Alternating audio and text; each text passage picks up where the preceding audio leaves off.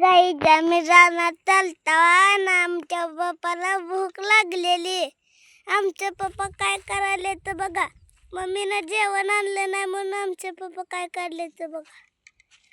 काय रे दादा व्हिडिओ बनवायला लागला काय आमचं?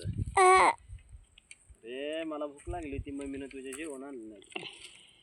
मग मी अटकाला खायली एक माझ्या डोक्यात काला सुचली. काय केलं माहित आहे का? आपल्या शेतामध्ये कणस होते. मला आजी आजोबा काय म्हणायचे माहित आहे का? जर तुला एखाद्या वेळेस भूक लागली का तर जेवण जर नसलं तर काय करायचं, अशी कणस घेत जा, कवळे कवळे बघू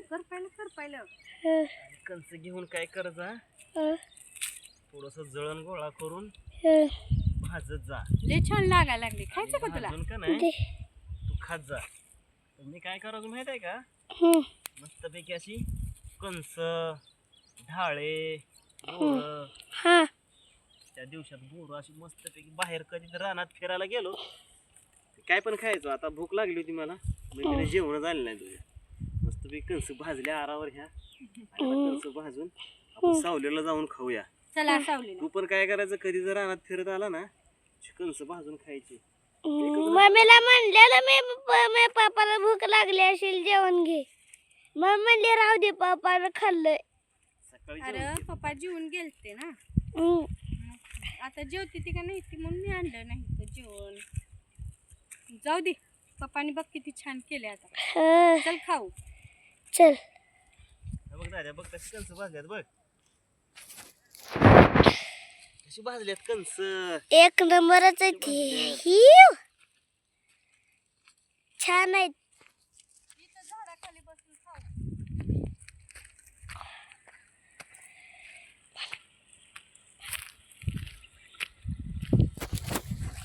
दादा रानात आल्यावर उपाशी बसत नाही रे माणूस.